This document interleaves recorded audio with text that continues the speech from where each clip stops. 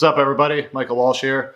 So if you can't tell by my voice, you'll probably tell by some coughing I expect to occur during this video, but I'm very sick right now. And I didn't want to make this video, but I want to keep up my quota for some of the new subscribers I've gotten over the last few weeks. And I want to respond to the video I made the other day and to some of the comments on that video, because my last vid was about Andreas Gustafsson, who of course just lost in embarrassing fashion over the weekend. And I was shouting this guy out saying, y'all need to tune in. Y'all need to be aware of this guy. He should be the people's main event. It should be him, not Barijo, not Ruffy, not Craig, not Pitbull. It should be this guy. And you nice people on YouTube came back after the fact to rub it in my face that he not only lost, but didn't put on a very good performance. And I got into an argument with one guy in the comment section where I said, hey, fair enough, but that was still better to watch than Barijo, than Ruffy, than Craig, than Pitbull. And if the Pitbull one's a joke because he didn't end up fighting, although if he did, it would have been fucking boring. The Craig one is a joke because no one's actually tuning in for Craig. He's just a known name and easy to poke fun of. And, the guy beat Ankalaev and he beat Jamal Hill, so I'll always have that. But the Ruffy fight and the Barijo fight sucked. The Ruffy fight was okay, but the performance from him was dog shit. And the Barijo fight was lame. And Barijo is boring, okay? Like, his fights are boring. Most of what he does is he just stands southpaw, pot shots, and then leaps away anytime you get close to him. That's his game. Most of his wins the UFC are decisions. He's boring. I was listening to, it was either the Heavy Hands podcast or the MMA Vivid section. They were talking about that. They were saying, this guy's fucking boring, but his most recent fight against Jerry Cannonier gave them some hope, because he was actually showing that he was willing to stand in the pocket a little bit and create a little more action, and that's cool. But this fight over the weekend, it wasn't the worst fight ever. It wasn't a terrible fight, but it was pretty fucking lame. Like, 80% of that fight felt like a sparring match, and it was Imanov doing the lion's share of the cool shit, if we're being real. Like, the lion's share of the good punches, the good combos. Barijo was in there. It was a closer fight than some people realized.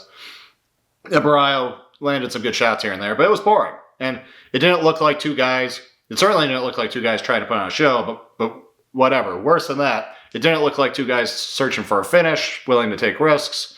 It didn't look like two guys trying to prove that they're the guy to beat Khamzat Chimaev.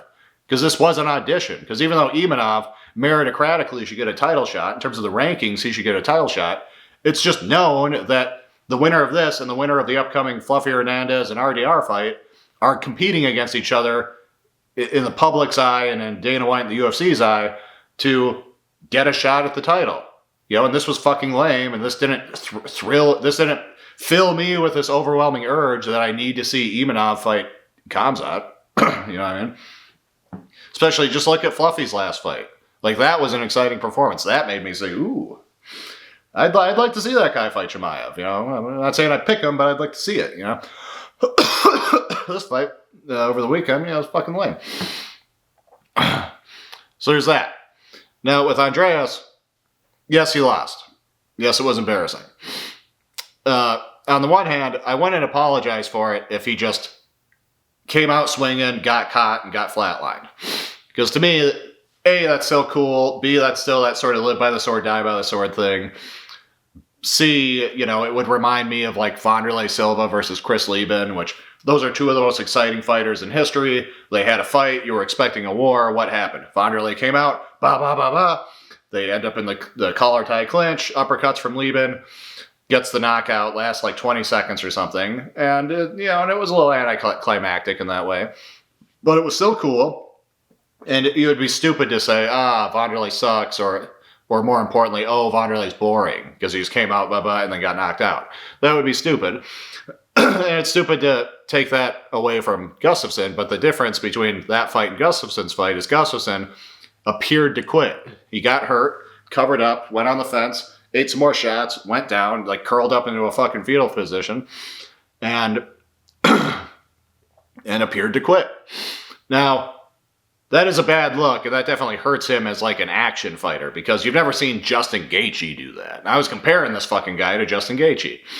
I will give him a little benefit of the doubt, because you never know. Like maybe like his orbital bone broke or something. And I haven't checked the internet for articles, to see if he got any medical issue like that or not. But you never know, because tough people have quit to shit like that. Like Josh Barnett is a tough guy. I'm pretty sure he tapped to strikes in the third Crow Cop fight because his orbital bone broke. Rory McDonald versus Robbie Lawler for the title. They're having a war. They're both bloody. They're both eating shots. Fifth round comes. Boom. Fucking face caves in. Rory McDonald just like reacts like that, covers up, lays on his back, takes a couple shots. Ref calls it. Wasn't because he was concussed. It's because his fucking face broke. And even me, I'll tell a personal story. I used to be a fighter. I was 3-1. The one fight I lost, it was a submission to strikes, which is commonly looked at as kind of a cowardly way to lose a fight. And what happened? I got dropped, boom, put on my back.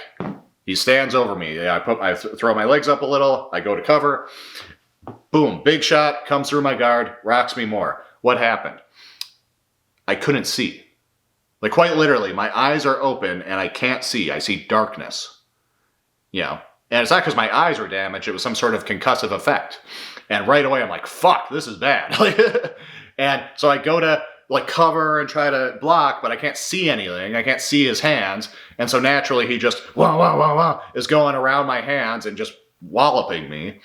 And I realize I'm going out. Like I can feel the consciousness dimming. The lights are already gone, but the consciousness itself is dimming.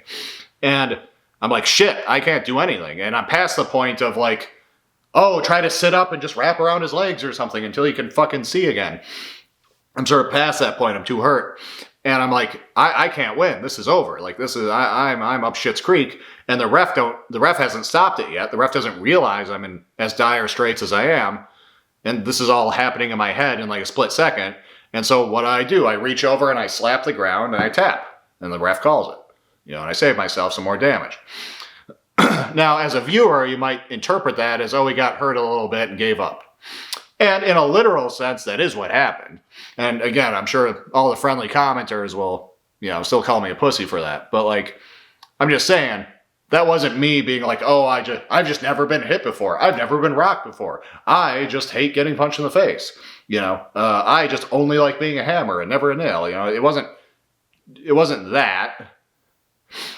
It was that and don't get me wrong, I was still losing the fight, but like, and I was tired and shit, but like, it was very specifically, I got dropped and then I couldn't see, my vision turned off. And I bring that all up just to say, I can look at a fight like that with Gustafsson, a guy who's I've seen go through wars, I've seen take damage, I've seen get rocked by punches and not react that way.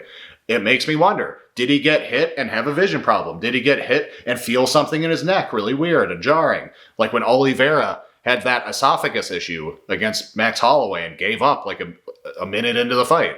Did he get hit and something broke in his face and he was like, fuck, what the fuck was that? And then he's, and then, it just all falls apart. Who knows? But it's a bad look, and even for me, it sours my taste of him a little bit. I'm not nearly as hyped for the guy as I was going in. And it's not because he lost, it's because he lost like that, So even me I can only be so much of a defense advocate for that. But in any case, I'm still more excited for him than I am for those other guys. Huffy is exciting. Huffy's exciting. Him losing and getting out grappled is not quite the same as Brio losing and just being fucking boring. But nevertheless, going forward, if I see Andreas Gustafsson's name on a card, I'm going to be more excited than if I see Brio. Okay? And it's not because he's a better fighter. It's not because he has a better chance of winning a belt. I said in my old video where I was hyping him up, I said he's not going to win a belt. He's not going to be a contender. He's too old. He's 34. And he's got a style that's going to ensure he doesn't get there because it's too reckless. But it's fucking fun. Okay? Some of the most exciting fighters of all time, some of my favorite fighters of all time, weren't even that good. They barely had winning records. Kazuyuki Fujita, Ironhead, one of my favorite fighters. Guy wasn't that fucking good, James Thompson, one of his peers, barely has a winning record. At least Fujita got like a shot against Fedor and hurt him. Thompson never even sniffed a title shot. Thompson never even sniffed like a top 10 ranking. You know what I mean? But The guy's one of the most exciting fighters in the history of the sport. And I love the guy. And I love him more than I love most of the champions. You know, look at a guy like Tyron Woodley. A guy who I was actually more of a fan of than most people when he was champion. More of a defender of than most people when he was champion. But Tyron Woodley, you know, third best welterweight of all time, multiple title defenses, UFC champion, genuinely great fighter. You know, I don't think back as fondly on him as I do on Thompson and Fujita. You know? And a guy like Gustafsson, I don't give a shit if he loses, you know, half his fights. And he hasn't yet. He's like, I think he's like 12-3 now or something. But like, but I just don't care. Like that's not why they're fun. They're fun because that's not why an action fighter is fun. Is because they win and because they're the best. Okay, because they're the pound for pound number one. That's not the point of these people. Okay. That's all I got. I wanted to put that one out there, but for the haters.